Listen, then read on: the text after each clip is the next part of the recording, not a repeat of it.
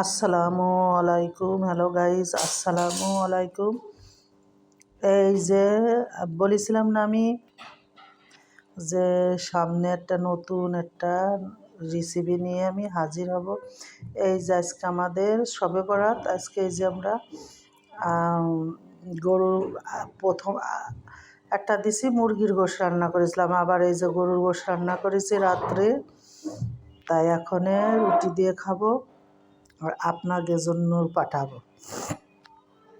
এই যে গরুর গোশ ভুনা ভুনা করেছি, রুটি বানিয়েছি, চালের রুটি বানিয়েছি, খুব মজা লাগতেছে খাইতে, খুব ভালো, অনেক ভালো লাগছে। আজকে শবে বরাত, আপনারা নামাজ পড়বেন, আমরাও নামাজ পড়বো। ভালো থেকো, খুদা হাফেজ।